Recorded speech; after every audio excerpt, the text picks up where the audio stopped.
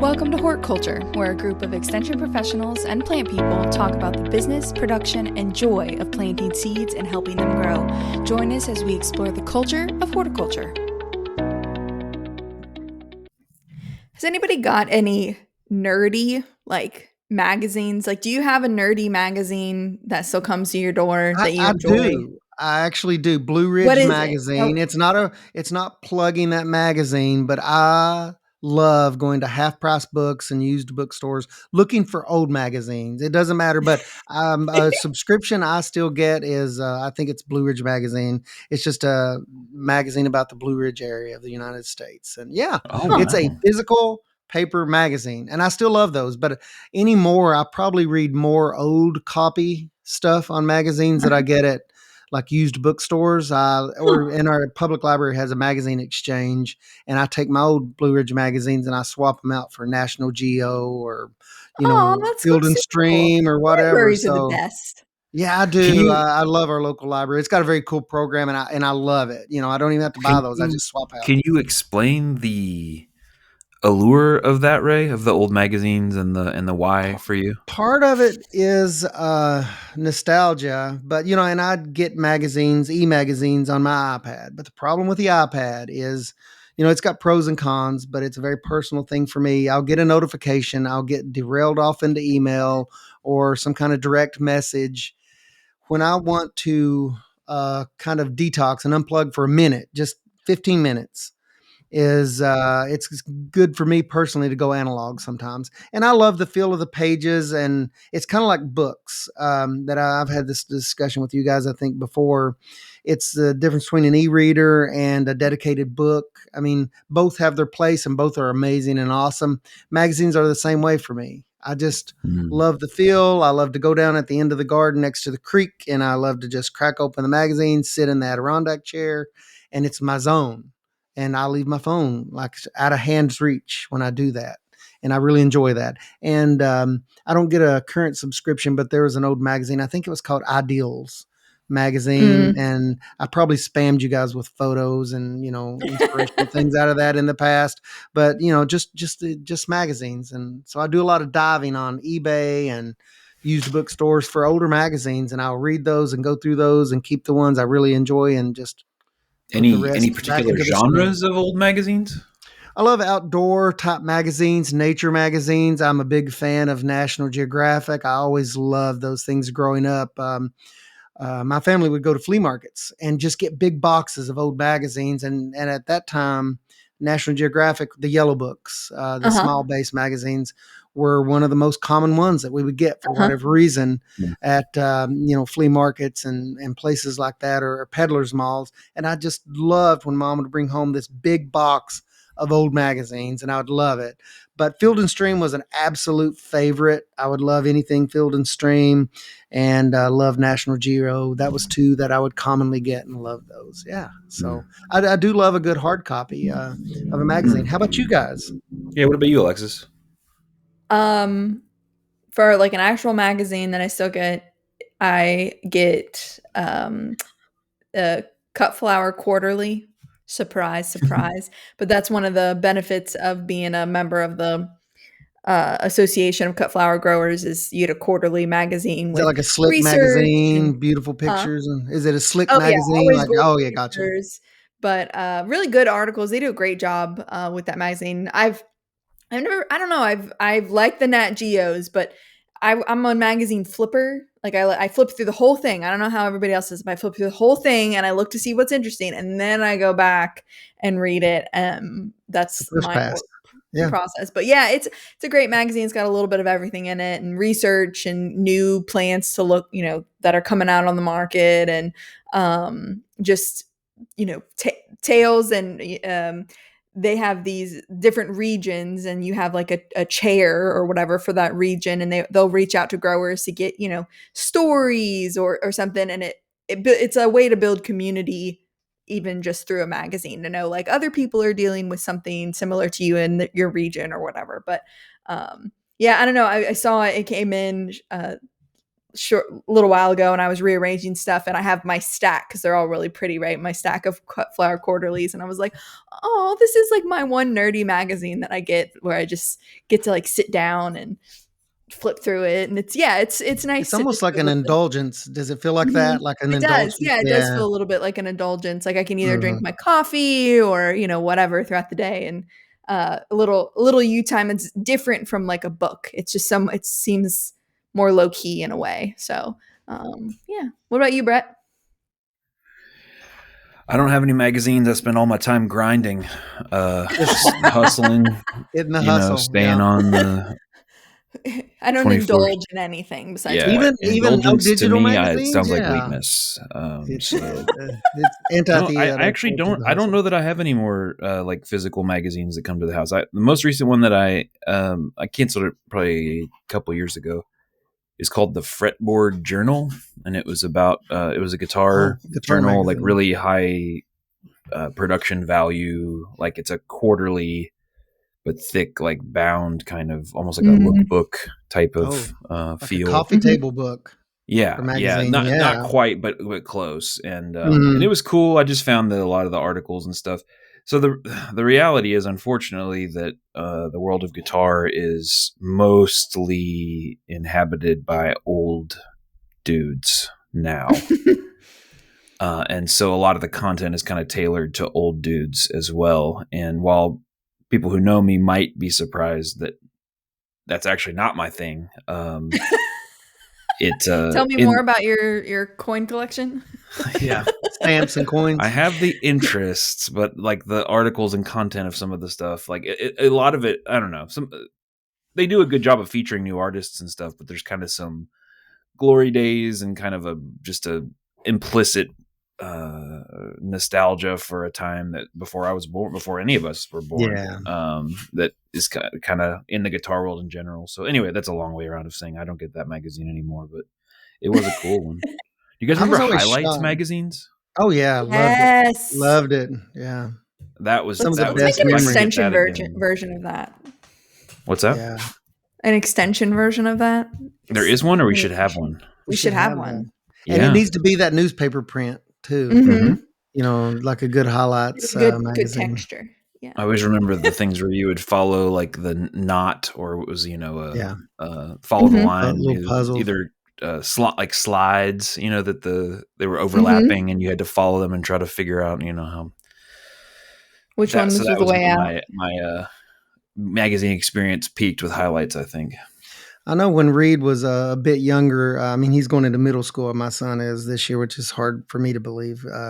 Time passes so quick. But one thing that I loved was book fairs, and those are still going on, you guys. Book Mm-hmm. fairs, and I mean, I was more giddy than my son at any one point. We'd go into the book fair, and I'm like, "Well, get this one." It was really for me. I mean, like, there's all these cool National Geo books are still there, and books about nature and butterflies and adventures, you know, out and about. But yeah, book fairs. When you So mentioned Highlights, it reminded me I have a of theory about that I have not tested or examined, so it's probably wrong. But I feel like working theory. when we were younger and we went to the book fair, the feeling of having a space that was so intensely marketed to us as children was like really Mhm. novel to us. Mhm. Mm. But I feel like the kids these days, they're like so heavily marketed to pretty much all the time Mhm. that it feels less novel. Like it's just I remember just thinking this is a weird space where like you can buy stuff and it's set up to appeal to me as a child. And I remember I'd get the poster or the folder or whatever of like the Dodge Brett, Viper or it something is like that. still that. The Dodge Viper is still on the Oh, poster. And hell if yeah. to take your, quarters that you haven't spent otherwise, they still have pencils and erasers. Brett, Hmm. the format is still the same. It's So beautiful. what's happening Oh. with this, it sounds like, is that like what I said about the guitar stuff, Reed is like, oh, the book fair is for all these boomers who remember the Dodge Vipers and they just want to go and get they're like, it's kind of an old guy's game now. I don't know, man. The energy at those book fairs, there's a little bit of They like loved it. blood in the Okay. water energy. feeding Yeah. frenzy. These kids, the parents were like, okay, I'm cutting you off at $150. Like, I mean, the Oh, fervor of wow. these kids going in there, the energy in that room, and it is slam packed. Every single one I've been to, which is kind of shocking. I know, but at least at his school, they were always jam packed with huge lines, 5 people Oh, I checking people see. out, I see. I and lots of misunderstood. energy. No, I the thought you were I energy saying never that was. went Reed and with his my friends were not that parents. into it. No. The energy was there, and Reed has 3 little individual libraries, one upstairs, one on the middle floor, and he's taking up Wow. some of my room in the basement for books. I mean, he's got quite a collection, but I don't Yeah, know what it is. we went Yeah, during school. Is good that what you one. were saying, Yeah, we Alexis? went Yes. during school, Well, it's but during there was no school. parents. That's one session, okay? The big session is when they let the parents come with them because then they get our energy and That's a money smart as move. well. So It's a there's smart always 2 move. Yeah, very smart. opportunities. Yeah, marketing. Very But smart. no, apparently print is A alive book and fair is like well. independence, right? Like It will, you're yeah, not like your your mom first gives taste of you a crisp consumerism. 10 or 20 and you get Yeah. to spend it the way you want and it's in your pocket and it's in a store that's meant for you. So it was just independence, I feel like. Did you guys get the Um little pre-runner to that? You had the little where you could check out all the books and stuff and the little leaflets. yeah, Yeah. they taunted you. Yeah. This They Scholastic is what book you can fairs. expect. they It's need good to stuff. market like a shirt or something of like, so as you have parents coming back. I don't know how many years it's been since your first book fair as a child, Ray, but First like grade. they need Mm. to market like 35-year book fair veteran or like 40-year, and I bet they could sell those to the parents like Hey, crazy. if they had a pin for that, I'd be the first in line to buy it. My Yeah, commemorative pins, exactly. yeah. Because I mean, I got caught up in that energy and I wasn't the only one in the room. Parents were being very nostalgic and I talked to multiple people that I did not know and we were all excited to be there and talked about the old book fairs that we were a part of. Yeah. So the more things change, Brett, I guess sometimes the more they stay the same. So It's a those little, book fairs, I mean, they still have lots of energy and lots of juice behind them. So well, as yeah. indicated, my theory was wrong because I basically it was on like incorrect premises. I thought the kids were not into it, and you were, but everyone was into it. Yeah, and I think the parents got even more into it when they saw that their kids. I think it was a synergy kind of thing. You Mm. know, they one Feed fed off the each other other. kind of thing. Yeah, Yeah. but I don't know. It was a packed room. That's the only indicator I had for these events, and the lines were always very long, and they had multiple checkout stations. So Well, and yeah, another thing that's yeah, and I bet we could talk about book fairs the entire episode. Maybe that's what people would prefer. Um, like that'll be the other podcast. the idea of buying something physically in person has more of a novelty to it now than it did. Hmm. Like Hmm. you had to go somewhere to physically buy everything back Mhm. when I was Yeah. going to the book fairs, which I mean was a long time ago, but not that long ago. No. And now the idea of like even going and physically and like using cash is another thing that's more novel now. I It's one still thing I am. don't miss is making change and using cash, but not, it is very novel. I heard Reed with his friends talking the other day, and it was him being so retro because he was buying games on disc, and he thinks that's the coolest thing ever. Everything's Mhm. digital downloads now, instant downloads. And all of his buddies come over and they play his disc based games, and it's Mhm. and I heard him talking to them. He said it's about the process, man. You actually get to go and talk to other gamers at GameStop. I think GameStop was the store he had last was at, and they were like, "What? Why don't you get your games on Steam or these online platforms?" He goes, "I do, but it's not as fun. It's not real, man." And he was having this whole conversation. I was Not so real, proud. man. He said, I talked to 3 different gamers at the game store, and I was like, yes, yeah, remember the Yeah, community. I can't imagine. Remember I the can't community. imagine that coming up in a household with you and Jen that he would be excited to get out and talk to people about stuff that they're passionate about and just get I mean, excited there's no together with other restraining Right? orders people. on our Where Shocking. does son that come yet. from? So Where does yeah, that come from? You never I know. mean, more things Um, change, man. well, you said the energy. Yeah. Getting caught up in the energy at the book fair. I have been feeling in the world, the outdoor world in particular, a lot of energy. I feel like we're in this like swirling, almost peak of energetic heat, We're in the and dog days, correct? Is that correct? I don't know. I I mean, think we're at maybe the dog the days, the puppy 12th or days, 3rd, something. Yeah. the young dog days. You know, it'll grow over the but like the plants seem to be kind of they're like on the verge of being like, can we chill yet? You know, it goes from like yes, Literally yes, and yes, yes, yes figuratively. to oh, okay, it's kind of warm, Yeah. kind of humid. My Is plants that are looking how's ready. your all's peak of summer been? Oh, it's been an interesting year with a lot of moisture early, and now we've had extended periods of lots of hot weather. We've had some rains here and there, but I don't know. Stuff as having like lots of leaf spots for me. Now at this point, Reed, our son, I mentioned him earlier. He's growing like zinnias that he's selling to the neighborhood, and we've put him several, pretty good sized patches of zinnias out. But they all have leaf spots, and they have all these diseases I'm normally not worried about with zinnias, and the foliage is looking real bad. It's looking a little tired on the Tackett homestead here Yeah. lately. Looking, I mean, I don't know, is that true for you guys? Things are looking a little tired for What do you me. attribute the Yeah, leaf spot to?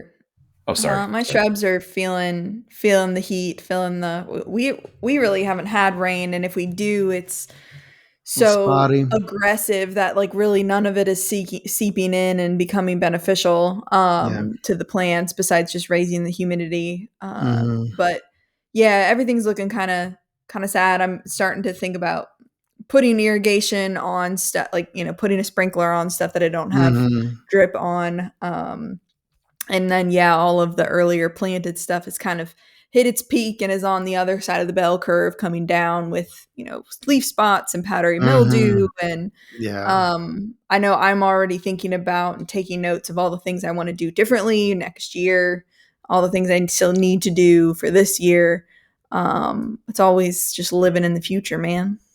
So is this like I realize, the idea is you're constantly thinking about what comes next or what you're going to do next. It's just sort of a rotating thing. But do you feel like this is a like natural break point in the year of not Mm, taking a break, but like of Mhm.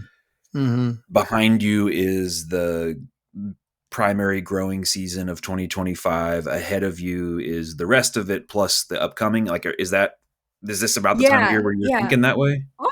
August always feels like the transition month to me where like you have planted everything that is going to bloom for this year, and then August is kind of the month where I feel like I mentally grapple all the things that have to happen because nothing has to happen this month, if that makes sense. Like this is just kind of prep work to get yourself ready for fall planting, for all of that kind of stuff.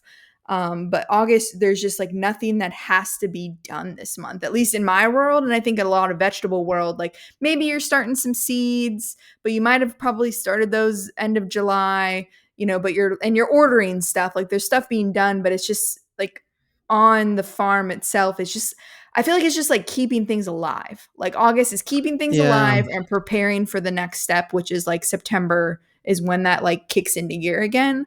Um, Mhm. I feel like it's pretty similar in the veggie world and even the fruit world, right? Like I'm trying to think of what fruit we have locally that we're harvesting right now. Any Yeah. Nothing, Well, right? I mean, a lot of it seems like, especially like in Maybe some orchards and blackberries stuff. still. Yeah, Yeah, there's maybe stuff out blackberry there, but still. it's almost like when's the switch? When does that switch in people's minds, like as consumers, particularly when you mention like orchards and fruit and things like that, like Mhm. that fall vibe starts to hit. It's almost like Mariah Carey. We expect to hear that, the Christmas vibe descend It's upon time, us. yeah. What's the fall vibe? Is it Jack the Pumpkin King that starts singing his song and it descends on us? But I don't know. I'm with you, Alexis. It feels like a transition period, and that's a little different for some producers, of course, that have Mhm. protected, areas like high tunnels or greenhouses. But Sure. It's not that there's yeah, nothing happening, it's well, just there's that, like, still lots going the on. very active part of your brain that is, in the spring you're for a lot of people with those protected structures, they're harvesting, they're planting, they're prepping, they're doing like from A to Z the full scope of the farm. And in the Mhm. fall it's the full scope of the farm too, where Yeah. August, end of July, into August is more like you're only doing the harvesting, you're only reaping and kind of keeping things alive. You're not planting and this and this and this, starting seeds, blah, blah, blah. It seems to just kind of be like a second for you to catch your breath, which is Yeah. weird to think of it in the summer because that's when things are usually at their peak for a lot of people. But like, it's much easier to just go through and harvest and sell the stuff than it is to harvest, sell, plant, seed, all these other things that go into it. And so that's where like the brain kind of takes a second and starts thinking about what's next. To And me, I don't know. just the calls that come into an extension office, this is a natural break point this time of year here in Kentucky. For me, it always has been the difference between a home grower and a commercial grower. Home growers that may not have a very rigorous disease control program, everything's in even more Mm, decline naturally, and that's fine. That suits their goals. It's an intentional sort of thing that they may not be spraying a lot for whatever. But commercial growers are still, if something looks good on a commercial farm, it looks good because of intention and right. planning and a deliberate effort. So you still have these commercial operations going. Of course, gangbusters are selling, and they have all these Hmm. things going on. But for homeowners, I find that it's different. I don't work with a tremendous amount of homeowners, and I haven't over the years that do fall gardening for whatever reason. But I Mm-hmm. kind of get that by this time of the They're year, you're hot tired. and you're School tired. starts. Yes, Yeah. school starts is a big one, for people that may have school age children. They're occupied with other things and the seasonality's kicked in. It's Hmm. like, well, those veggies out in the home garden, they've had a good run, but we're done. Having a fall garden for just home growers has always been a tough sell for me, even though I have those classes from time to time. And we talk about, growing transplants, and you should have done your broccoli back in July, started we talk about all those topics, but this is a natural period of the year that's a break point that highlights the differences between home growers and commercial producers. Hmm. Commercial producers, because they have all these additional inputs and intentions for their crops, they're still going good. Right. For the most part, they still look good. The vine crops, I mean, vine crops for homeowners this time of year, not so good usually. Commercial producers, Squash usually if bugs they've got done it into good, them. yeah, yeah. Commercial producers are the only ones with good looking vine crops this time of The year, typically. zucchinis are now like 8 pounds each because they've Yeah, stopped yeah. harvesting them. And they've sent the relay back to the vine, "Stop producing because you've missed the Yeah. zucchini." Yeah, yeah. Yeah. So for me, that's this time of year. That's why it's a transition time of year for me, um, from that aspect. The and it's yeah, I think there's just like a rest time if you are commercial or even if you're homeowner and you're like, okay, I'm done for the year, but what can I do to make next year better or something like that? I think it's a good time to start thinking about what you might need. And so like, I always go to it's a great time to buy a lot of that stuff you need for the fall. Like cover crop, like garlic if you want to plant garlic. Um and also like seed ordering. I think a lot of us think of I was seeds, gonna say, purchasing seeds in the January, but number one, you can get some really good discounts if you buy them before the end of the year. And those seeds will, be good still for the spring. So if you're thinking, oh, I know I want to grow this lettuce again, or I know I want to grow this type of zinnia again, ordering now can save you money. But also you're more likely to get that seed, right? So a lot of them are sold out even by January and February now. So it's just a thought there on thinking proactively now with assuming you have some brain space for it because you're not doing all of the early season stuff. You have some brain space to start thinking a little more proactively. I call it adult book fair season. That's what seed catalogs are. That's the book fair for Beautiful for segue. adults. I mean, it really is. I mean, we were talking about the book fair earlier, and I kept thinking, but we all get seed catalogs, but we're not talking about those as magazines. And they're some of my Mm. favorites. I didn't count those, but maybe we should have talked about that angle a little bit. When do Uh-huh. seeds catalog? Don't they start showing up? I mean, I know commercial catalogs are in a different release schedule than Mhm. more home geared magazines. But once those things start showing up, it's an exciting time. It's exciting. Mhm. Yeah, and that's early. Or like if you're a homeowner and you want to plant some new shrubs, if you're in Kentucky and you're wanting to plant some new shrubs in your home, landscape, fall is from 90%, I would say, of the shrubs we plant in Kentucky they prefer to be planted in the fall rather than in the spring. So again, you can get a good discount on them because a lot of them are just going on sale right now. But you can also make sure that they're more successful by planting them in the fall. So go out there. Like I just mulched my front beds, and one thing that like I know really like took the time to notice while I was mulching was my beds look great. The plants that are in them are really healthy, but they're all spring bloomers. And so like spring into June. And so right now everything is just green, which, is nice, but I'd like to have some more color in there for the summer and for the fall. And so what did I do? I went to the store and I found something on sale that will be blooming in the in the summer or the fall to put in there. And so just those little things are nice to Yeah. observe this time of year, I think.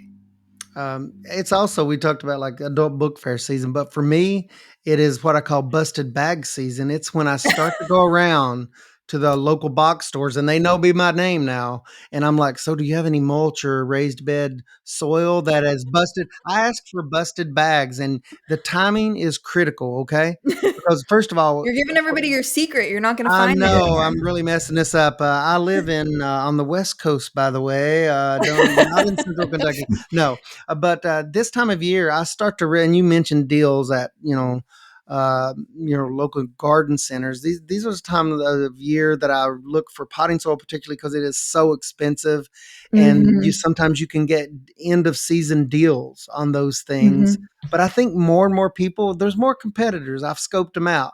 I see them back in, driving their truck around behind Lowe's, and I'm like, no, you don't. But it is pretty good time of year to get deals on certain things, because I don't think people are thinking about putting their deciduous shrubs and Mhm. trees in this time of year, even though it's the best time. Yeah. And not only soil and mulch and things like that, but sometimes you can get a better deal this time of year. So I encourage people Yeah. not to Well, give yeah, up. and your farm, your supplies too. So Mhm. like if you're Yeah. as you're going around and, looking at stuff and you go, "Oh, I want to put in a new bed," or whatever, you look and say, "Oh, I don't have any drip tape. I'm going to need to go Yeah. make sure you get some of that." Again, a lot of the time there are deals if you buy it before the beginning of the year because it's for tax reasons for businesses, blah blah blah blah blah. So just being a little bit like proactive, taking that, we always say take the notebook with you or your phone or whatever you like to take little notes on, and while you have a little bit of room in your brain, take some of those proactive notes about things you want to buy, and hopefully you've got fall income if you're a farm, and can grab some of those things before the beginning of the year, and then you can put that on your taxes as expenses. So Yeah. Yeah, I think in Uh, general, this time of year where you're talking about, on the production side of a lot of things, you're keeping it alive and waiting for the next step in September and into October. It's a time, most people, well, some people do it on an ongoing basis, but some people might be a nice moment to just make sure that the expenses and Mhm. the receipts and the all those things that Mhm. may be piled up on the in the armrest or the dash of the truck Yeah. or crumpled up and thrown in that shoebox or whatever, just to take a look at those and make sure that Yeah. you've input things. And because if it's really hot outside and you're gonna get out of the heat for a little while, but you Mhm. want to do something Hopefully. toward that mhm. business, in addition to the production considerations, there's also just the business side and the kind of the record keeping side of things. Totally. That I read something yesterday that was talking about how, with it being so hot and these heat domes and things that we're having, that it's almost that summer ends up becoming like winter, where Mhm. we Yeah. spend more time inside than Mhm. anything else, and Yeah. Mhm. winter's the time when we tend to think about going through those records and that type of stuff on the business side. And Oh, that's a I think really good point. in my neck of the woods, it's all about just watering, watering, watering, watering, Mhm. watering. And luckily, we've had a decent amount of rain off and on this summer. It hasn't been nearly as dry as it has been in some years past, but it is amazing how much water and of course I'm Yeah. the moron that grows plants in pots almost exclusive. Well, that's not true. I have a bunch in the ground too, but um, But you have a lot of I have a potted lot plants, of and I plants feel in that. pots. Containers are I dry. feel I mean, that so hard. it's almost daily in containers now. It's incredible, depending on the Mine is specific definitely plant. daily, and they're Daily, wilted by the time I get to them. yeah. Yeah. Well, and I look and I'm like, how is the potting soil shrinking away from the walls of the container? I just watered you yesterday evening, Mhm. and that's the next day. So yeah, Well, it's yeah, this really interesting. And I think it tracks with the enthusiasm thing. But like early in the season, people are enthusiastic about their gardens, and they are watering them often when they do not need to be watered. Mhm. They're worried about it, and the reason for that is, we're at the worst time of the year for the evapotranspiration, or well, I guess best Mm. if you're a fan of evapotranspiration. If you like things to be dry If and you're wiggly, if you're a fan of evapotranspiration, you're in the peak of your you're in season your right now, season. Raise and your hand. and that is the amount of water that is just evaporating. Just because it's hot out and it just dry. You put a Mhm. glass of water outside and it's gone. It's evaporated, and then also the amount that's passing through the plant and coming out through the plant. It's losing water, transpiring really, really Yeah, rapidly, and yeah. it's unbelievable. Every year it's like almost a Mhm. shock of just how drastically more the plants, I mean, we do too, I guess, need to drink more water, but how much more water they seem to need. And also how awesome the native plants are Mhm. Yeah, they when look it's so good dry. right now. So yeah, This is the first those are time the it's crazy. It's crazy. well, My and the other, and lawn, this is I'll the just first time. I'll pitch in one more thought here, just in a more existential vein, I guess, is that we think about August, and like I always think of August as like the hottest month, and maybe it statistically is, but like day Mhm. length wise, we're over a On the month downward. on the down, like into On the the 6 month downswing, yeah. downward swing, and so Mhm.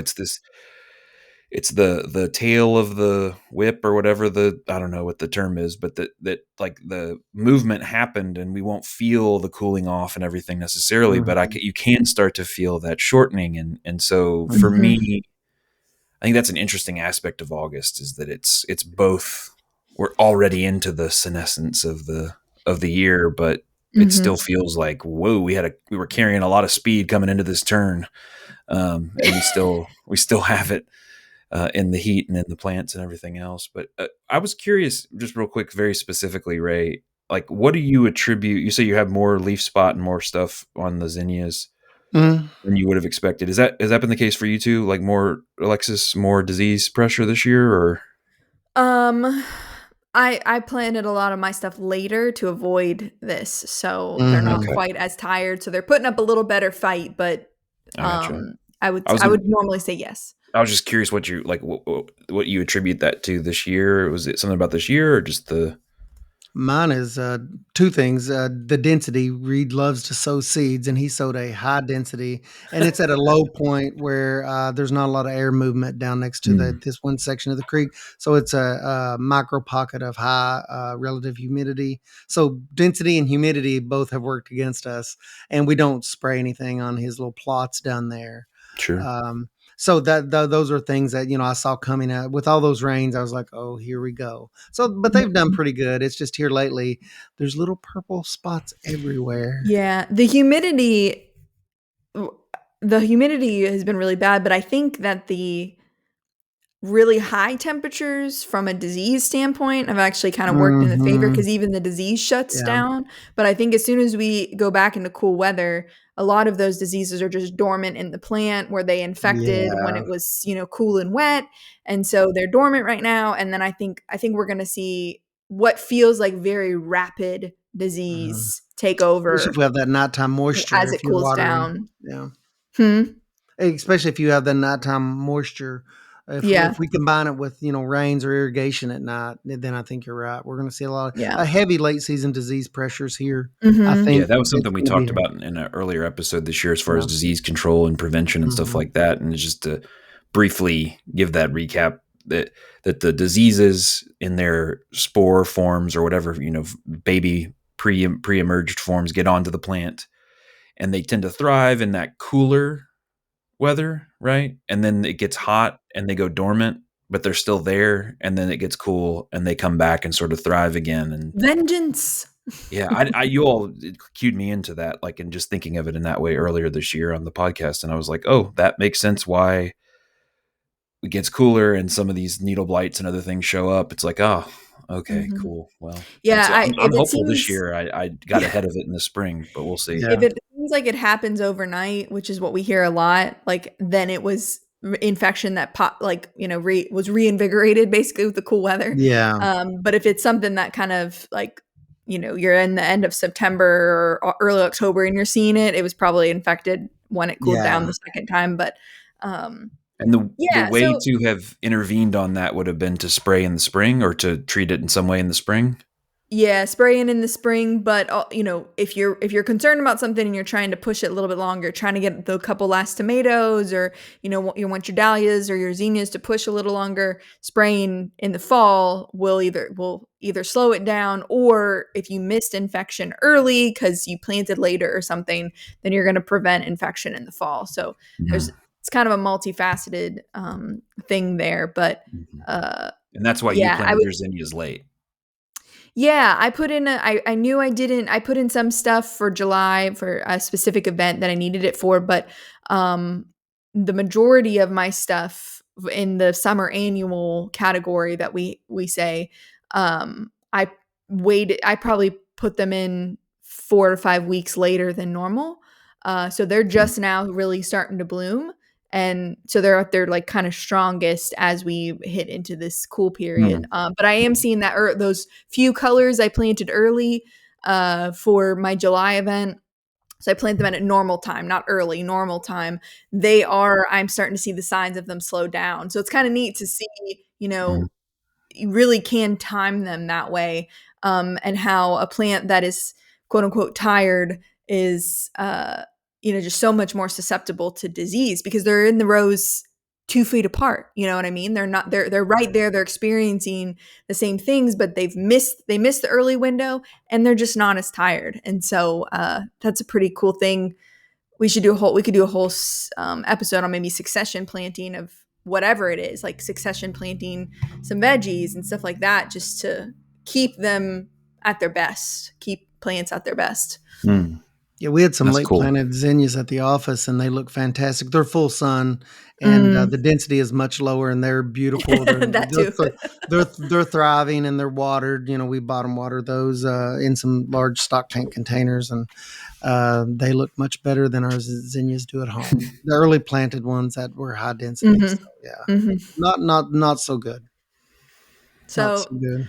So yeah, mostly I feel like I want in this episode, my thing that I would like to get out to listeners is to take advantage of, potentially a little more brain space to, you know, look over the Brett bringing up the records, such a great point because it's sort of like we're in almost like a period time of winter right now with being inside. So like do your due diligence, go in there, see, and also at least from a flower farmer perspective, and I think that it's like this for a lot of different commercial growers.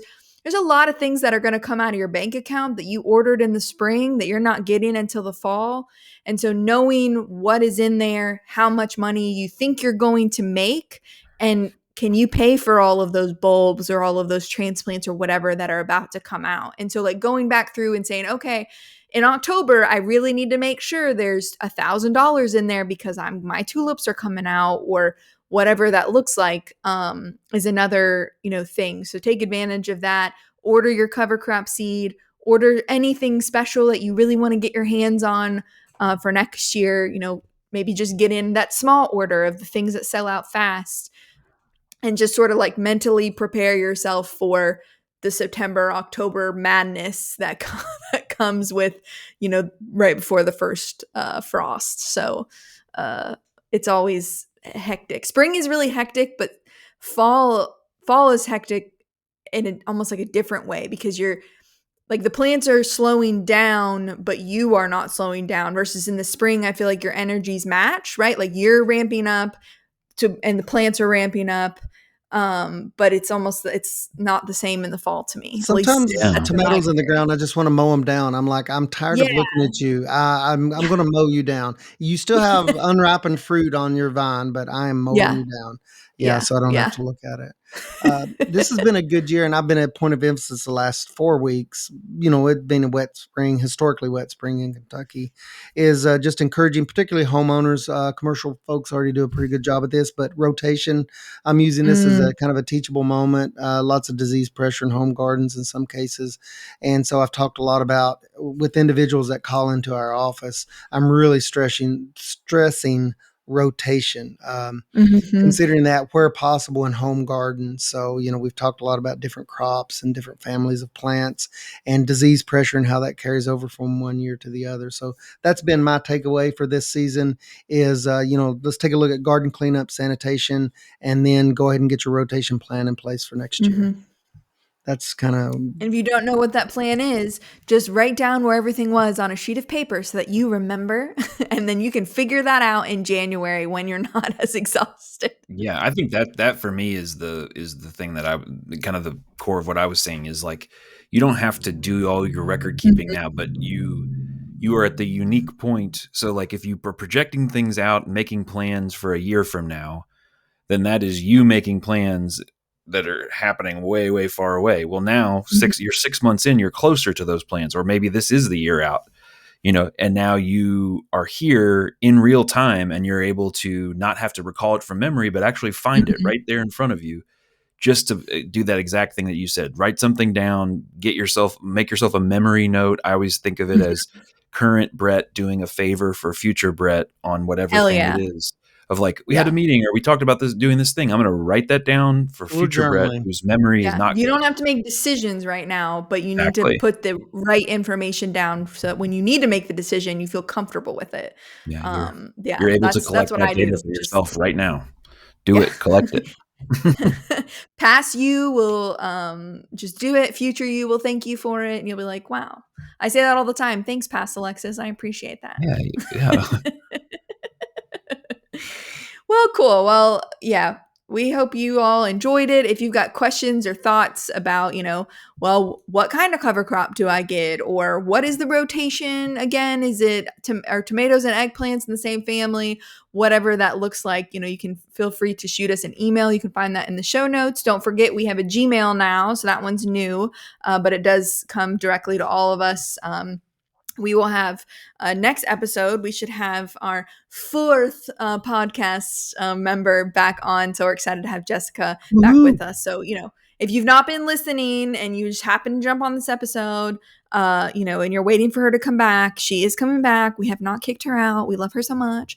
But we're excited to have her with us again. Follow us on Instagram at hortculturepodcast. Leave us a review. That's really great. It helps the algorithm, lets people know where to find us. And we pop up on other people's feeds, so it seems silly, but it is actually very helpful. And every time I say this, I go try and leave a podcast review for another podcast because I feel like that's good karma. But we thank you all for being here with us today, and we hope you join us next time. Have a great one.